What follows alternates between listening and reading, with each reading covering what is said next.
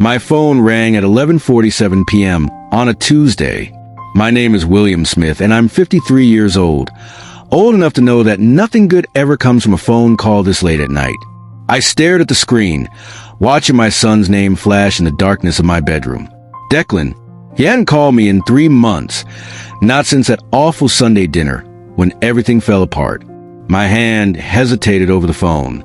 Part of me wanted to let it ring, to let him feel what silence tastes like. But I'm still his father, even after everything. I answered, "Dad." His voice cracked like thin ice under weight. Background noise filled the silence between us. Car horns, distant voices. The city's nocturnal symphony. "Dad, I need help. Please. I'm on the street. They locked us out. Everything's gone. Thea's crying, and I don't know what to do." I sat up in bed, suddenly wide awake. What happened? The landlord changed the locks, put our stuff on the curb. We have nowhere to go. No money for a hotel. "Dad, I know things were said, but please. We're desperate." I closed my eyes, and suddenly I was back at that dinner table 3 months ago. The words echoed in my mind like they had every single night since. "We don't owe you anything, Dad. Not money, not gratitude, not our time." 3 months earlier, I'd invited Declan and his wife Thea over for Sunday dinner. I'd done this every week since my wife Rachel passed 2 years ago. The pot roast was perfect. The table was set with Rachel's good china, and I'd even bought Thea's favorite wine, the expensive one she always mentioned. They arrived 40 minutes late, barely apologizing. Declan was scrolling through his phone while I opened the door. Throughout dinner, I noticed things. Their new clothes, expensive brands I recognized from commercials, designer jeans on Declan. Thea wore a diamond bracelet that caught the light every time she lifted her wine glass. It was beautiful. Probably cost more than my monthly pension. "That's beautiful," I said, pointing to it. "Anniversary gift?" Thea smiled, touching it gently. "Just a little treat." We saw it and couldn't resist. Declan grinned. "Life's too short not to enjoy it, right? You only live once, Dad." I smiled back, but something felt wrong. Last month, Declan had called me at 6 a.m., panicked because he needed money for rent. The month before that, he'd shown up at my door, stressed about his car payment. Both times I'd helped. I always helped. What kind of father doesn't help his son? After dinner, as I brought out dessert, I gathered my courage to address what had been weighing on my mind. "Son, I need to talk to you about something. The loan I gave you in January. The $3,000 for the security deposit on your new place. You said you'd pay me back in March. It's May now." The temperature in the room dropped 10 degrees. Declan set down his wine glass harder than necessary.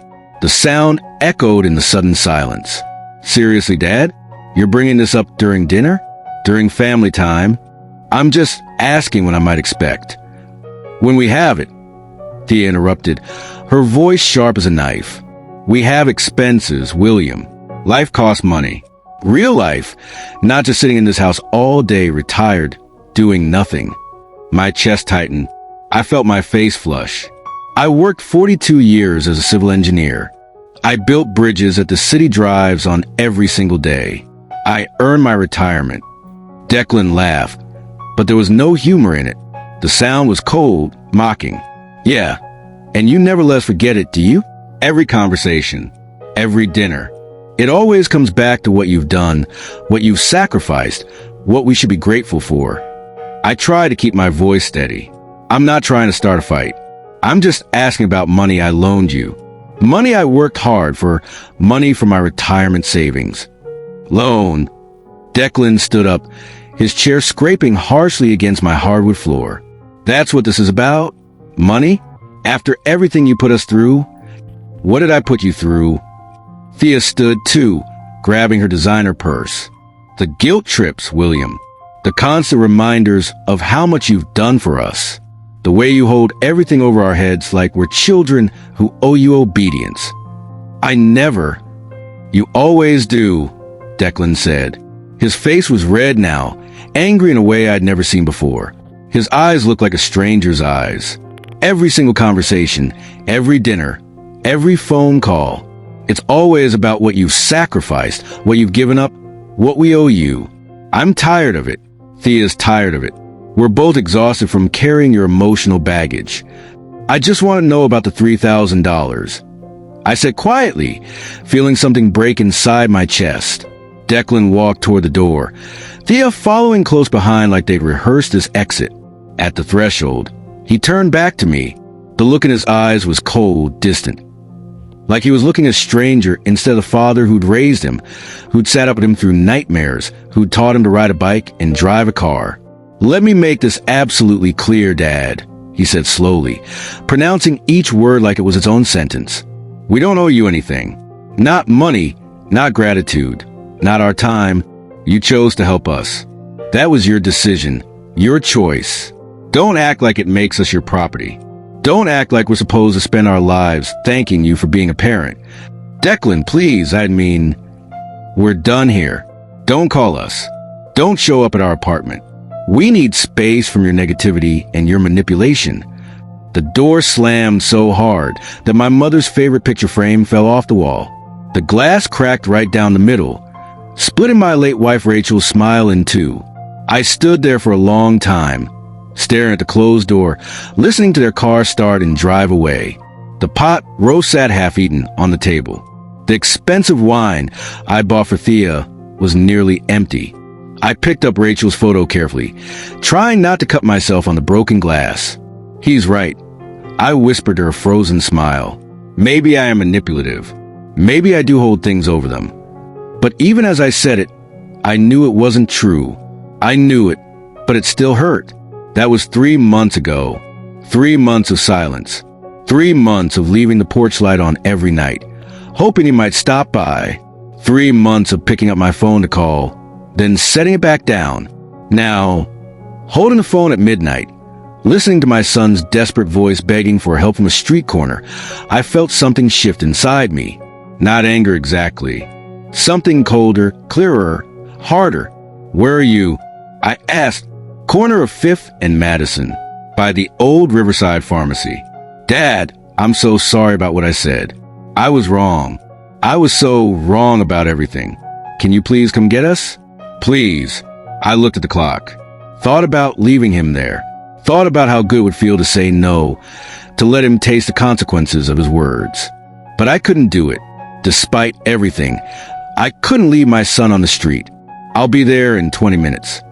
Thank you. Thank you so much. I knew you'd come through. I knew you'd." I hung up before he could finish, got dressed in the dark, grabbed my keys, and drove through the empty streets.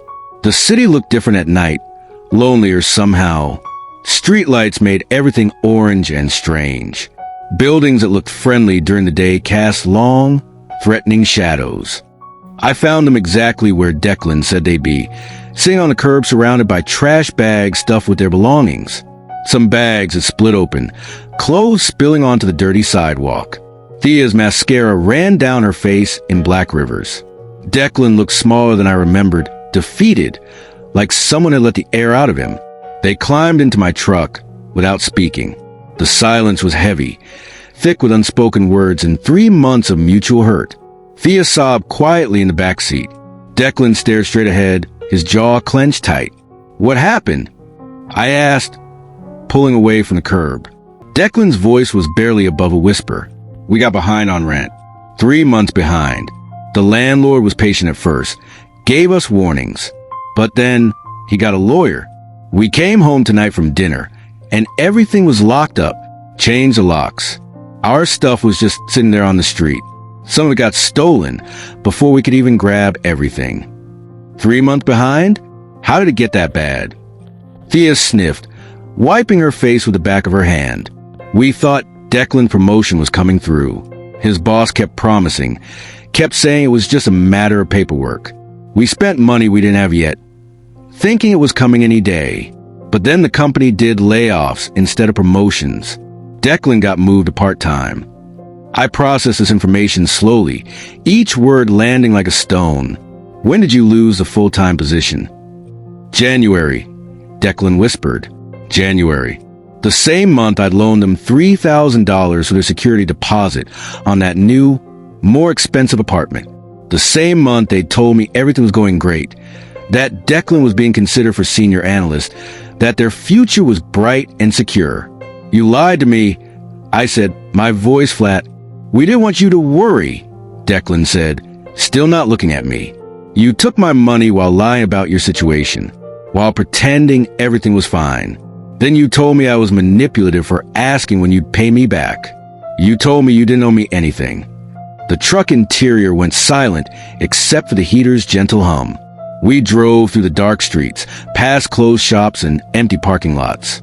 The city slept while my mind raced with everything I wanted to say, everything I'd held back for 3 months. I said I was sorry, Declan whispered. What more do you want from me? What did I want? I'd thought about this question every day for 3 months. At first, I'd want an apology. Then I wanted nothing at all. To just be left alone with my books and my memories of Rachel. Now, driving my son and his wife through the night with all their worldly possessions stuffed in garbage bags, I wanted something different. I wanted them to understand.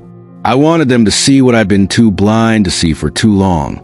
We pulled up to my house 15 minutes later. The porch light was on, the same light I'd left on every single night for 3 months, hoping. They climbed out slowly, exhausted and ashamed. I helped them carry their bags inside, piling them in the hallway. The bags smelled like street dirt and rain. You can sleep in the guest room, I said. We'll figure everything else out in the morning. Thank you, Dad. Declan's voice was small, childlike, like when he was 7, and had broken a neighbor's window with a baseball. I know we don't deserve this after what I said, after everything, but thank you. I nodded and walked to my bedroom. But I didn't sleep. I sat in the dark, thinking about everything that had led to this moment. Rachel had always worried that we helped Declan too much. He needs to learn to stand on his own, she'd say, usually after he called asking for money again. We're not helping him by fixing everything, William. We're crippling him. But I couldn't help it. He was my son, my only child. What kind of father watches his child struggle when he has the power to help? What kind of man turns his back on family? Now, sitting in the dark, I wondered if Rachel had been right all along. The next morning, I woke at 6 a.m. like always. Made coffee, scrambled eggs, made toast. Read the newspaper at the kitchen table, like it was any other Tuesday. Declan and Thea emerged around 9 a.m., looking exhausted and embarrassed. Thea couldn't meet my eyes. Declan managed a weak smile that didn't reach his eyes. Morning, I said, there's coffee. Food's on the stove if you're hungry. They sat down carefully, like they were guests in a stranger's home instead of family. We ate in uncomfortable silence. The only sound were forks scraping plates and the kitchen clock ticking. Finally, after 10 minutes that felt like hours, Declan spoke. Dad, I need to explain everything that... Not yet. I interrupted, setting down my coffee cup. First, I need to show you something. I went to my home office and returned with a folder. It was thick, organized with colored tabs, every page protected in a plastic sleeve. Inside were papers I'd organized 3 months ago, right after that terrible Sunday dinner. Bank statements, canceled checks, receipts, payment confirmations. I spread them across the kitchen table, covering the breakfast plates. What's this? Thea asked, her voice uncertain. Records, I said simply. Every single time I've helped you financially over the past 3 years. Since Rachel died, they stared at the papers like I just spread out photographs of a crime scene. I watched their faces as they looked through the numbers, the dates, the amounts, the truth laid out in black and white, undeniable. Rent payments when Declan was between jobs. Car repairs when their transmission failed. Credit card bills they couldn't pay. Medical expenses when Thea had that procedure. Groceries when their account was overdrawn. Phone bills. Internet bills. The new laptop Thea needed for her online classes. Declan's professional wardrobe for job interviews. The security deposit for their apartment. Emergency dental work. Their anniversary dinner at that expensive restaurant. I kept records, because I wanted to see where my retirement savings were going. I explained, my voice steady and calm. Not because I expected you to pay me back dollar for dollar, but because I needed to budget to make sure I had enough of my own expenses, my own future. Declan's hand shook as he picked up a bank statement from February 2 years ago. Dad, I didn't realize it was this much. I thought it was maybe 10 or 15,000 over the years. $47,000, I said quietly, letting the number hang in the air. Over 3 years, I've given you $47,000. Thea's face went completely white. That can't be right. That's impossible. It's right. I have every receipt, every bank transfer, every canceled check. $47,000 from my retirement savings. Money I was supposed to use for my own future, my own security. The kitchen clock ticked loudly in the silence that followed. Outside, a bird sang, cheerful and completely unaware of the tension inside my house. Declan looked like he might be sick. His face had gone from white to green. I never asked you to keep track, he said weakly, his voice defensive. I never asked for receipts or documentation. I didn't keep track to throw in your face. I kept track because I'm on a fixed income. Son, every single dollar I give you is a dollar I don't have for my own needs, my own future, the medical bills that will come as I get older, the home repairs that can't wait, the prescription medications I need. Every dollar matters when you're living on a pension. Thea stood up suddenly, her chair scraping hard against the floor. This is manipulation. You're trying to make us feel guilty for accepting help you offered freely. You're weaponizing your generosity. Is it working? I asked calmly, looking directly at her. Because you should feel something. 3 months ago, you both told me I was holding things over your head. You said I was manipulative for keeping track. You said you didn't owe me anything. But the numbers don't lie, Thea. I gave and gave and gave. And you took and took and took. And when I politely asked about repayment, you made me feel like I was a villain. Declan slammed his hand on the table, making the coffee cups jump. What do you want from us? Blood? You want us to grovel? We're sorry, okay? We're sorry we needed help. We're sorry we're not perfect. We're sorry we're such massive disappointments to you. I want you to grow up, I said. The words came out harder than I intended, but I didn't take them back. They needed to be said. You're 32 years old, Declan. Your mother and I were raising you at 32. We owned a home. We had savings. We had a plan for our future. We didn't call our parents every month with new emergency. Times were different then, Thea said, her voice rising. Everything costs more now. Jobs pay less. Housing is more expensive. You don't understand what it's like for our generation. You had it easy. Easy. I laughed, but there was no humor in it. I worked 60-hour weeks for 42 years. Your mother worked full-time while raising Declan. We drove the same car for 15 years. We took one vacation every 5 years. We saved every penny we could. That's not easy. That's sacrifice. I pulled out another paper from the folder. This one was different. Printed just last week from a bank I hadn't visited in months. And speaking of sacrifice, I have something else to show you. The paper I slid across the table was a bank statement from a different account. One they didn't know existed. Declan picked it up slowly, his eyes scanning the page. Then his eyes went wide. This is a bank statement from a shared account your mother set up before she died. I explained.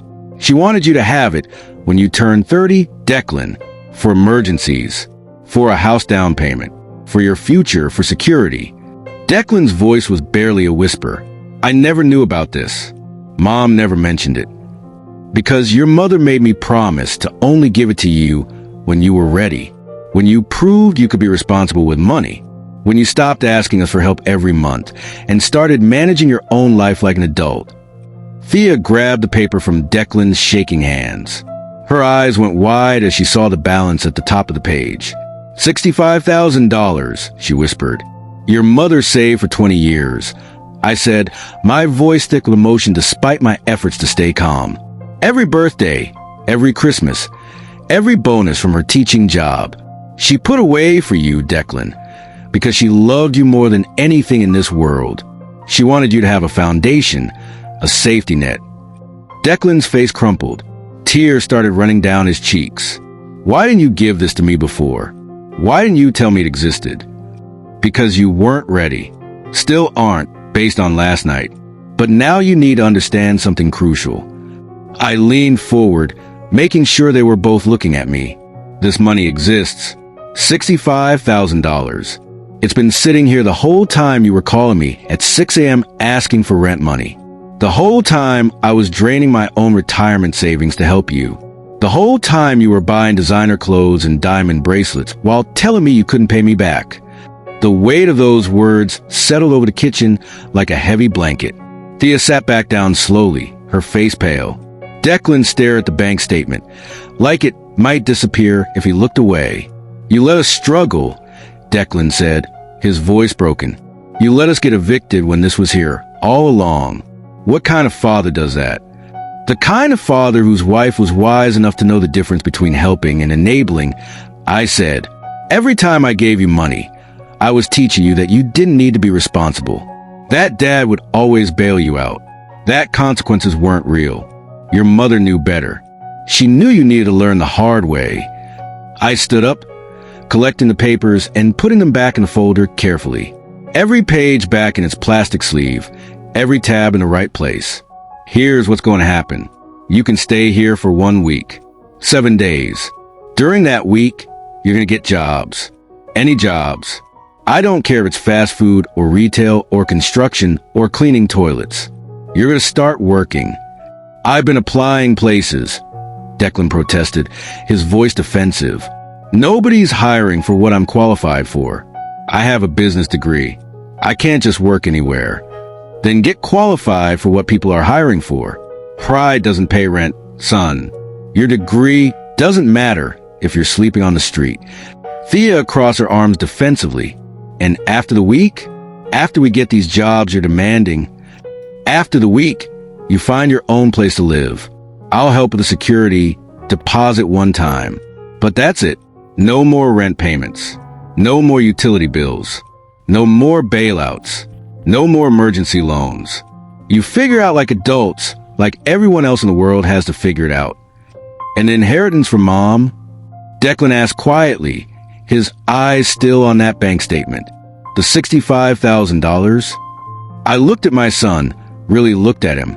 I saw the boy who used to help me in the garage, handing me tools and asking questions about how engines worked. The teenager who cried in my arms when his first girlfriend broke his heart.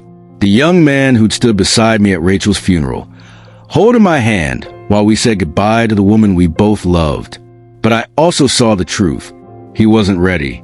Not yet. That money becomes available to you when you've gone 6 consecutive months without asking me for financial help. I said firmly, 6 months of paying your own bills, your own rent, your own expenses. 6 months of making your own way in the world, living within your means. Then we'll talk about your inheritance. That's not fair, Thea said, her voice rising in anger. That's his money.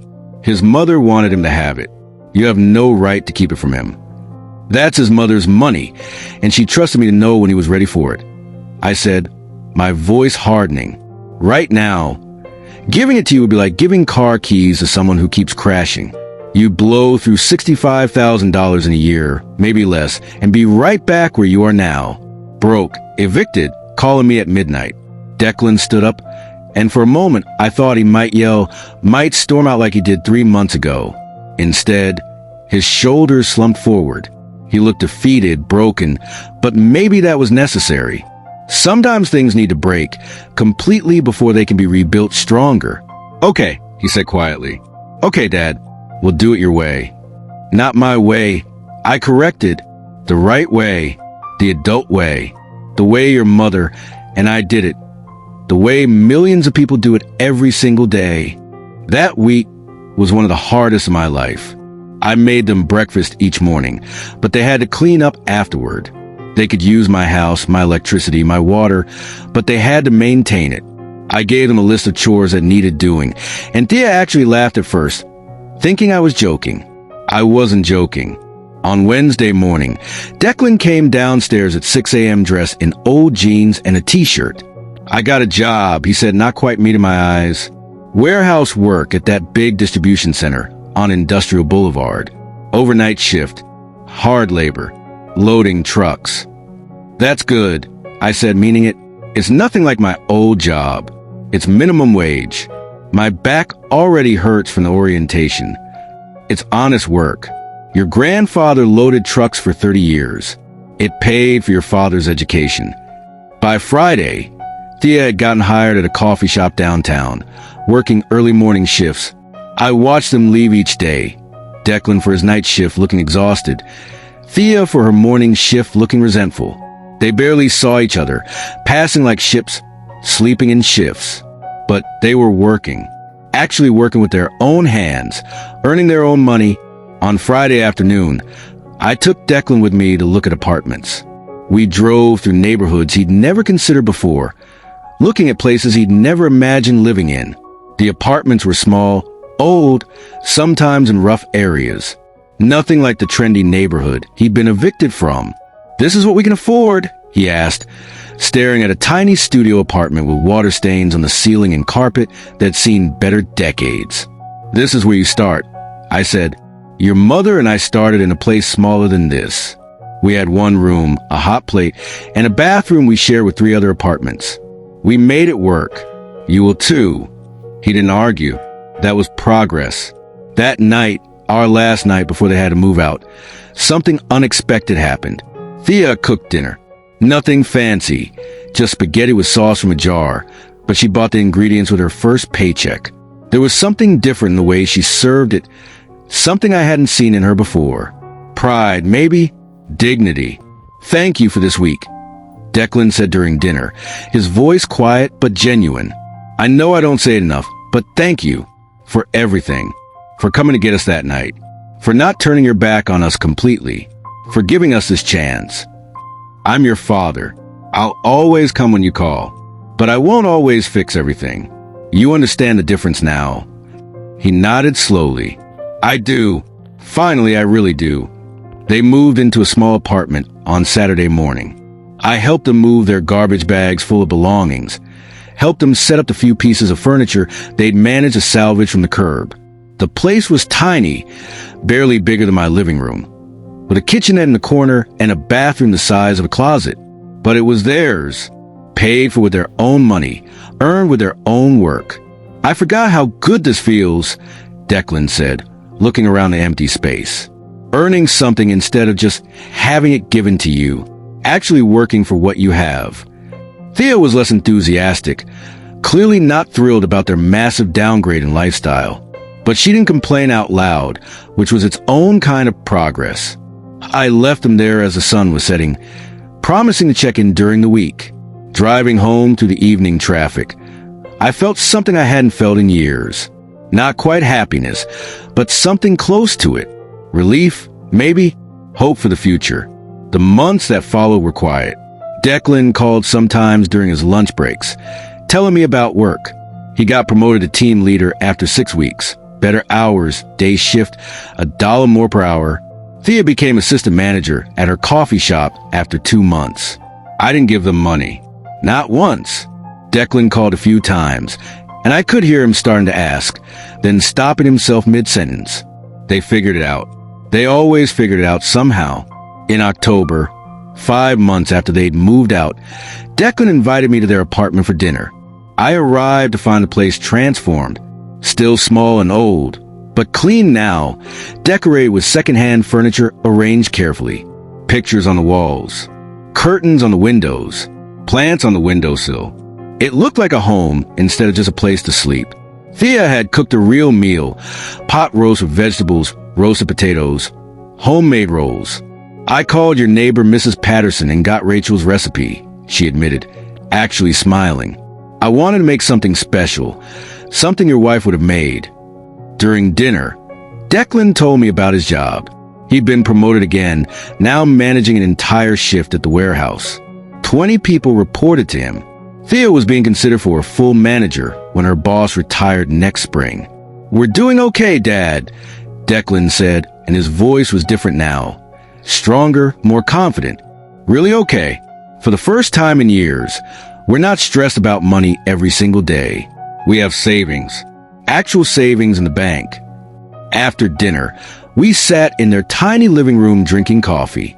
Declan looked at Thea, who nodded encouragingly. He turned to me, nervous but determined. Dad, it's been almost 6 months since we asked you for anything. And I don't want to ask now. Not really. But I was wondering about Mom's account. The inheritance you showed us. I've been expecting this conversation. 6 months is November 15th. 3 weeks from now. I know. I just want to talk about it before then. To tell you about what we're planning. Because Thea and I have been discussing it for weeks. And we want to do something different than what you probably expect.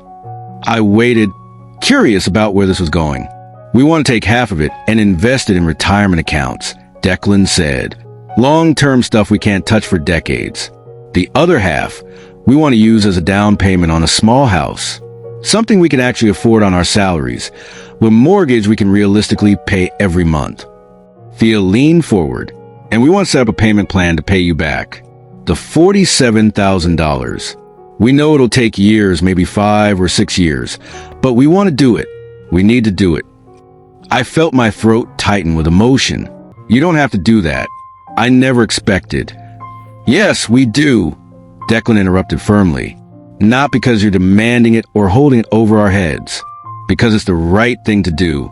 Because that money was supposed to be for your retirement, for your future security, and we took it. We took advantage of your love for us, of your generosity, and that's not okay. It's not something we can just forget about. For the first time in months, maybe years, I saw my son as a man instead of a boy. A real man taking responsibility, making plans, thinking about consequences and the future. Your mother will be so proud of you, I said quietly, my voice thick with emotion I couldn't hide. I'm proud of you, son. Declan's eyes filled with tears. I'm sorry, Dad, for what I said that night at dinner. We don't owe you anything. I was so wrong.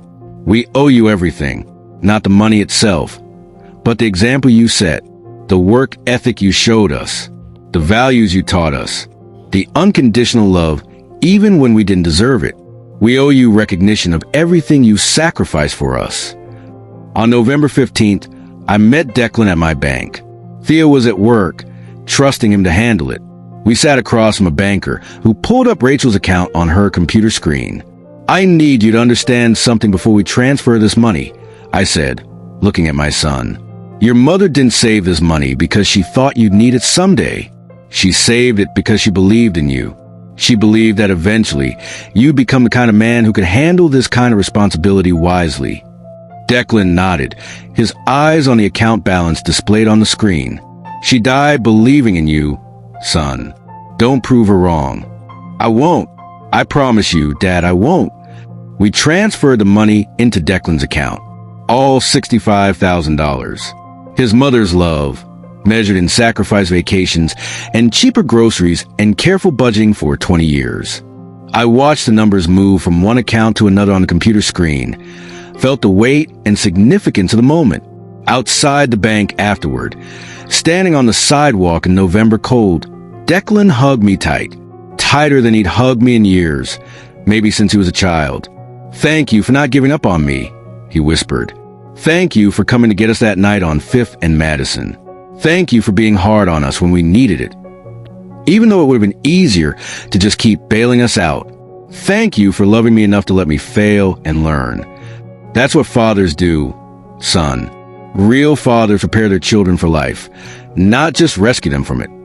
It's been a year now since that midnight phone call, since I drove through dark streets to rescue my son from a curb on 5th and Madison. A year since everything changed. Declan and Thea bought their house last month. A small 2-bedroom in a decent neighborhood, nothing fancy, but solid and theirs. They did it without my money, with their own savings and responsible planning and good credit they'd built themselves. They invite me to dinner every Sunday now. It's a tradition they started on their own, something I never asked for. We sit around their table, the three of us, and talk about their week, their jobs, their plans for the future. Sometimes Thea makes pot roast from Rachel's recipe. It's never quite as good as Rachel's was. But I don't tell her that. The effort matters more than perfection. Last Sunday, Declan handed me an envelope after dinner. Inside was a check for $500. First payment, he said, his voice serious. Toward the $47,000. We calculated it out. If we pay $500 a month, we'll have it paid back in 8 years. Maybe sooner if we get raises. I try to hand it back. Son, you really don't need to. Yes, we do, he said firmly, pushing my hand away. Please, Dad, let us do this. Let us pay back what we owe. It matters to us. It matters to who we're becoming. I kept the check. Not because I needed the money, though it would help. I kept it because I understood now what I didn't understand before. Some debts aren't really about money at all.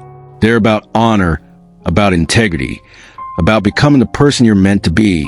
My son learned that lesson on a street corner at midnight, surrounded by garbage bags and broken pride, and nowhere left to fall. And I learned something too, something Rachel tried to teach me for years. Sometimes the greatest gift you can give someone you love isn't money or rescue or protection from consequences. Sometimes the greatest gift is letting them struggle, letting them fail, letting them discover their own strength in the wreckage of their mistakes. I keep that first check in my wallet, not deposited, just folded carefully behind my driver's license. I look at it sometimes when I'm waiting in line at the grocery store or sitting at a red light. It reminds me of what's possible when people are allowed to grow up, even if the growing hurts. Rachel's photo sits on my mantle now, the glass replaced, her smile whole again. Sometimes I talk to her in the evenings, tell her about Declan and Thea, about the Sunday dinners and the progress they're making. I like to think she knows. I like to think she's proud of all of us, Declan for finding his strength, Thea for growing alongside him, and me for finally understanding what real love sometimes requires. Last week, something happened that brought it all full circle. My phone rang at 10 p.m. on a Thursday. Not as late as that desperate midnight call a year ago, but late enough to make my heart skip. Declan's name on the screen still makes me nervous sometimes. Old habits dying hard. Dad. His voice was excited, breathless. Nothing like that broken voice from a year ago. Are you sitting down? I am now, I said, settling into my recliner with a smile I couldn't suppress. Thea's pregnant. We're having a baby. You're gonna be a grandfather. I felt my eyes fill with tears, the good kind this time. That's wonderful, son. Truly wonderful. We wanted you to be the first to know, Declan continued, and I could hear the joy in his voice, pure and unfiltered. And Dad, I need to ask you something. When the baby comes, when we're exhausted and overwhelmed and have no idea what we're doing, which I know we will be, I need you to promise me something. Anything, son. Promise me you'll do for our child what you did for me. Not the enabling part, not the constant bailouts, but the hard part. The part where you love them enough to let them learn from their mistakes. The part where you come get them at midnight when they really need you, but you also make them stand on their own 2 feet. Promise me you'll teach them what real love looks like. I wiped my eyes, grateful he couldn't see me getting emotional over the phone. I promise. But son, you and Thea will teach them that yourselves. You've learned it now. You're living it. Because of you and Mom, he said quietly. Because you didn't give up on me. But you also didn't keep me a child forever. That night on 5th and Madison, I was at the bottom. I thought my life was over. But it was actually just beginning. The real beginning. The one where I was the author of my own story instead of just a character in yours. After we hung up, I sat in the dark for a long time, thinking about legacy and what we leave behind. Rachel's money would help Declan and Thea with the baby, but that wasn't the real inheritance. The real inheritance was a lesson she taught us both. That love isn't measured in dollars or rescue missions. It's measured in the courage to step back when every instinct screams to step forward. It's measured in the strength to watch someone you love struggle, knowing that the struggle itself is what will save them. This is what psychologists call tough love, but it's more nuanced than that phrase suggests. It's about understanding the difference between support and enabling, between helping someone and handicapping them. Rachel understood what research now confirms. When parents continuously rescue their adult children from natural consequences, they prevent the development of resilience, problem-solving skills, and self-efficacy. 3 months later, I'm in their living room helping paint the nursery. Yellow walls, gender-neutral, warm and bright. Declan's up on the ladder, while Thea supervises from her seat, her hands resting on her growing belly. I'm doing the trim work, careful and precise the way I learned 40 years ago. Dad, I've been thinking about something, Declan says from the ladder, not looking down. That folder you showed us, with all the records of the money you'd given us, do you still have it? Of course. It's in my office. I want it. I want to keep it. To show our kids someday when they're old enough to understand. I want them to know what it looks like when someone gives too much, and what it looks like when someone learns to stand on their own. I want them to know both stories, the before and the after. Thea speaks up from her chair. We want to frame it somehow, make it part of our family history, not as a shrine to our failure, but as a reminder of transformation, a reminder that it's never too late to grow up, to take responsibility, to become who you're meant to be. I stop painting, brush suspended in midair, move beyond words. And the check you haven't cashed, Declan continues, the first payment we gave you, we know you're keeping it. Thea saw it in your wallet last Sunday when you were paying for ice cream. We want that back too when we're done paying you. We want to frame it next to the folder. The symbol of us starting to make things right. This gesture speaks to something deeper, the human need for visible reminders of transformation. In psychology, we call these tangible anchors, physical objects that represent internal change. They serve as constant reminders of growth, keeping us accountable to the people we've decided to become. The baby arrives on a Tuesday in April, a girl they name Rachel Marie. 6 pounds, 3 ounces, with Declan's nose and Thea's chin and lungs that announce her presence to the entire hospital floor. I hold her in the hospital room, this tiny perfect creature, and I see the future stretched out before her, full of potential and possibilities. Your grandmother would have loved you, I whisper to her sleeping face. She would have been so proud of who your parents have become. Declan stands beside me, one hand on my shoulder. I never understood what you and Mom went through raising me until this moment. The love, the fear, the desperate hope that you're doing it right. I get it now, Dad. Finally, I really get it. You'll do it better than we did. I tell him. You've learned things at 33 that took me until my 50s to understand. You'll love her fiercely, but you'll also teach her to be strong. You won't make the mistakes we made. I'll make different ones, he says with a tired smile. But at least I'll make them with my eyes open. That night, driving home from the hospital in the dark, I think about that phone call 1 year ago. The desperate voice, the midnight rescue, the hard conversations that followed. Every difficult moment was worth it for this. For seeing my son become a man, a husband, a father who understands that love isn't just about giving, but about knowing when to step back and let growth happen. The transition parenthood often triggers what psychologists call perspective shift. Suddenly, you see your own parents' decisions through a different lens. Empathy replaces resentment. Understanding replaces blame. It's one of life's most profound transformations.